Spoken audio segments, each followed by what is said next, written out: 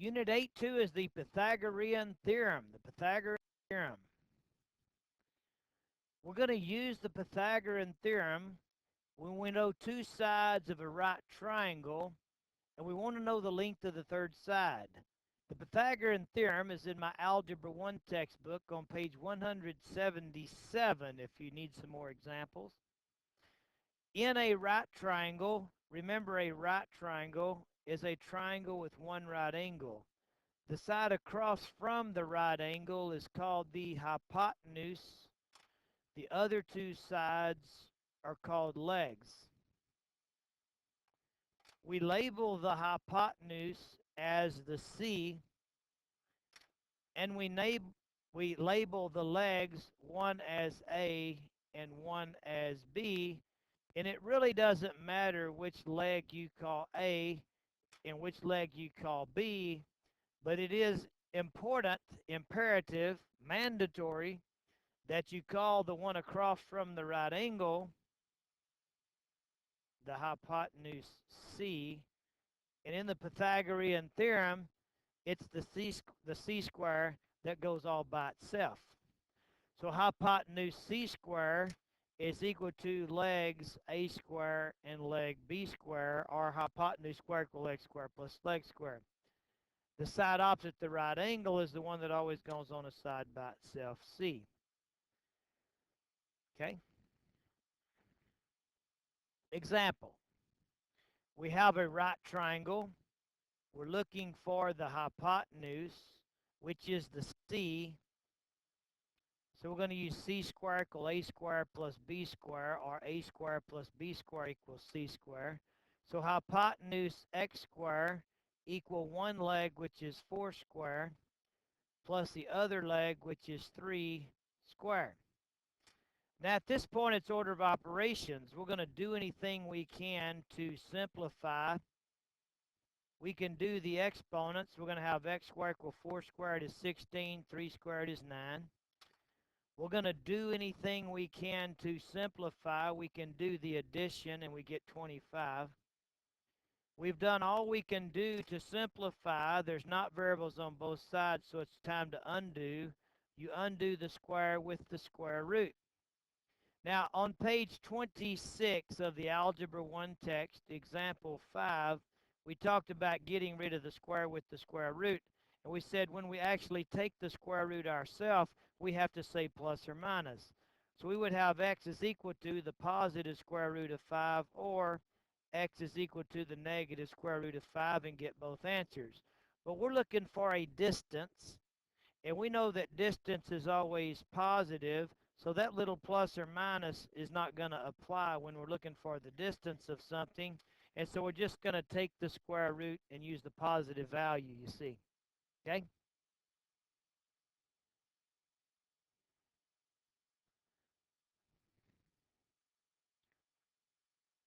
We are looking for a missing side of a right triangle. This time we know the hypotenuse C. So the hypotenuse is that one across from the right angle, 13 square. That's equal to leg square plus leg square. One of the legs is your A. It really doesn't matter which one you let be A. So we'll let the A be the x square. And the other leg B is 5 square. So hypotenuse square equal leg square plus leg square, or C square equal A square plus B square. We're going to do what we can to simplify either side. We can do the exponents. 13 squared is 169. 5 squared is 25.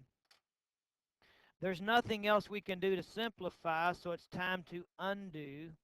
We have an exponent and addition. You undo addition first by subtraction, reversing the order of operations. And so we have 144 is equal to x squared. Now we're going to get rid of the square with the square root. And so we get x equal what times itself equal 144? 12. And so the missing leg was 12. Any questions on the Pythagorean theorem? Okay. So we're going to do some daily work here. Let's just look at number 4.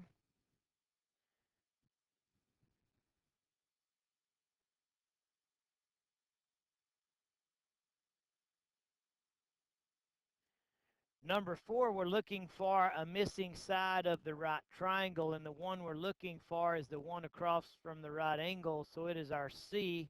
If we use C squared equal A squared plus B squared, then we're going to have X squared equal A, which is 4 squared, plus B, which is also 4 squared.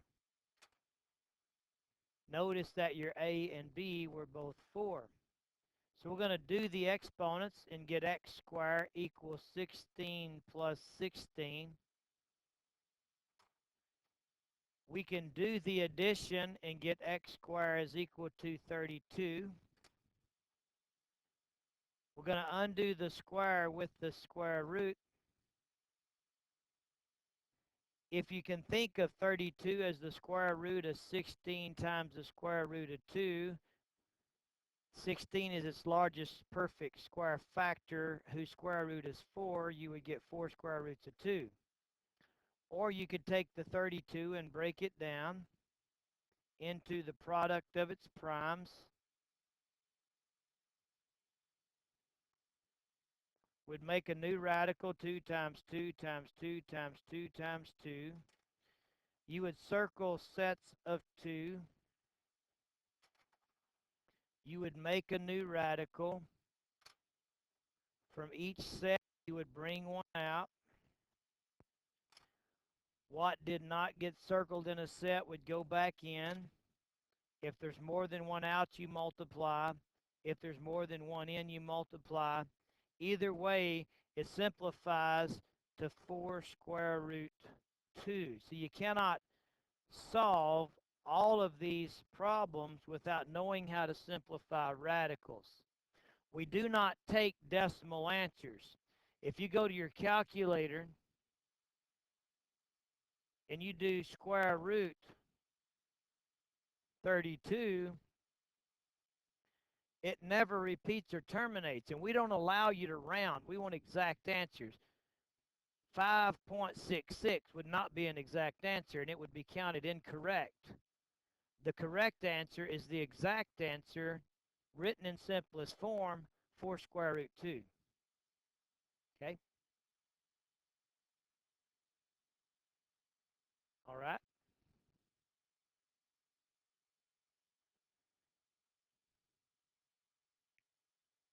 Let's just look at number 8. In 6, 7, and 8, you're using the properties of parallelograms that we learned in chapter 4. In chapter 4, we learned that all parallelograms have 6 properties. Both pairs of opposite sides are parallel. Both pairs of opposite sides are equal. Both pairs of opposite angles are equal. Consecutive angles are supplementary. The diagonals bisect each other, and each diagonal forms a pair of congruent triangles. In a rectangle, we learned that all of the angles are 90. That's enough to know that this is a right triangle, which means you can use the Pythagorean theorem there. In a square, we know that all the angles are 90. That's enough to know it's a right triangle, but it's not enough to solve because we only know one side x. But we also know that in a square, all 4 sides are equal. So now you have a situation to where you know 2 out of 3 sides of that blue triangle, so you could use the Pythagorean theorem. In a rhombus, we know that the diagonals are perpendicular, so we know that all those angles are 90. If we just looked at one of those triangles, just this,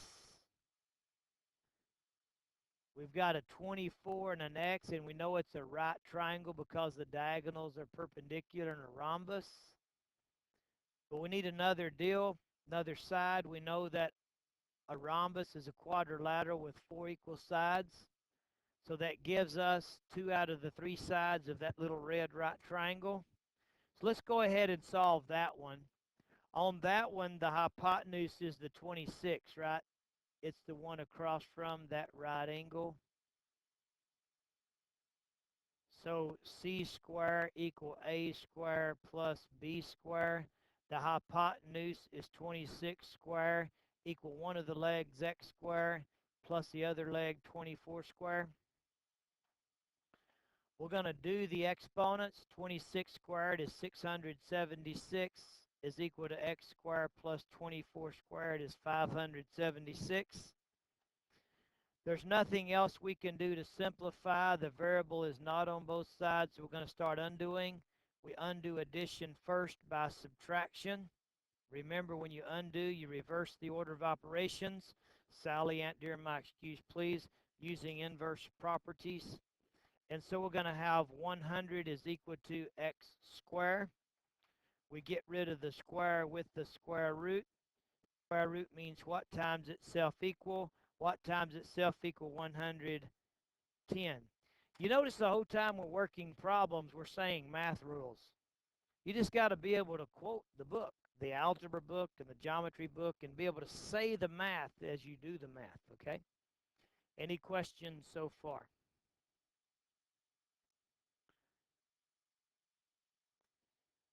Maybe we should look at one of these. We'll just do number 10. Number 10, what are we using there? Well, remember the isosceles triangle theorem? Isosceles triangle has two equal sides. We have this angle is equal to this one, which means that that's a bisector of the vertex angle. So we have the isosceles triangle theorem. The isosceles triangle theorem says that the bisector of the vertex angle of an isosceles triangle, that's what that red thing is, the bisector of the vertex angle of an isosceles triangle, is perpendicular to the base, means it hits it at 90, at its midpoint, which means that this piece is equal to this piece. Now, if we use 1/2 of that picture, then we've got a right triangle. And the side opposite the right angle is the 13, so it's our C. So we're going to go C squared equal A squared plus B squared, where the hypotenuse C is 13. This little leg, we don't know what it is. It's not X because X is the whole thing, so we'll just call that Y. Or you can call it A if you want. Let's just call it A.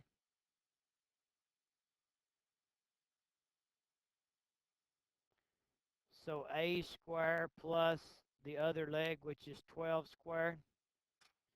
We're going to do the exponents. 13 squared is 169 is equal to A squared plus 12 squared is 144. We're going to undo addition by subtraction. And so you're going to have 25 is equal to A squared. You're going to get rid of the square with the square root. And so you're going to have A is equal to 5.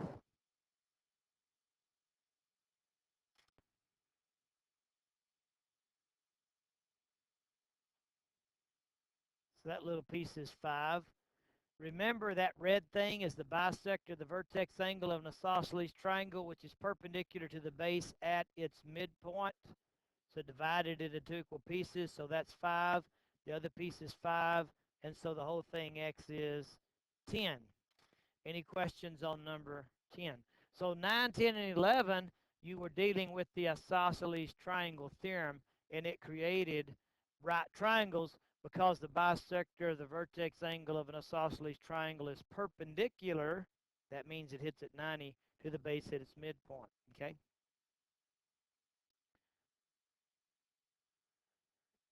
Now, Bill is setting some forms to pour concrete for a storage shed that is 15 feet wide. Now, this is how you might use this in real life. It's 15 feet wide and 20 feet long. So let's put the dimensions in here. 15 feet wide, 20 feet long. He's going to measure a diagonal of his form to make sure that all the corners are square, 90 degrees. Now, if he's going to make sure that then what he's creating is a right triangle.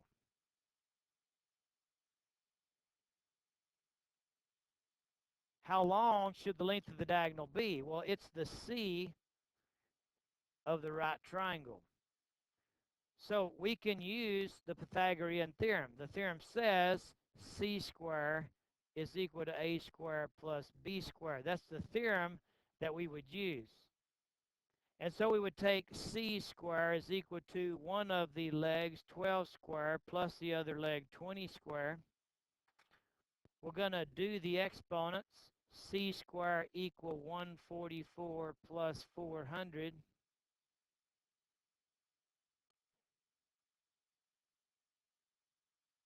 That's a 15 square.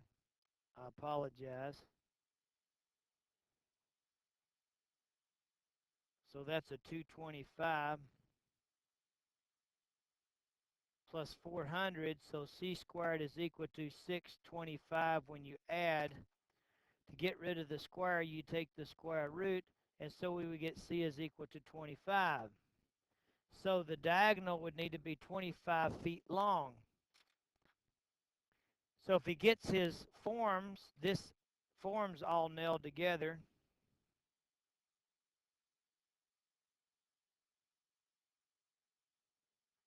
he can stake this in and stake this in. So he'll get this one staked down, and then he's going to pivot this one either this way or that way so that this length is 25 feet. And when it becomes 25 feet, that means that that's 90, and so he's going to nail a stake in here and lock that thing down, and his forms will be set. Okay? All right, any questions on number 12? All right, and then 13 is another concept of squaring up forms, and you can kind of look at that and solve that one. What we got happening after this is some constructions, and in these constructions, you're discovering the next lesson, which is the converse of the Pythagorean theorem. So don't forget to do these accurately. If you want to know what goes in the blanks there, though, you look at lesson 8.3, and that's what goes in the blanks because we're discovering those rules.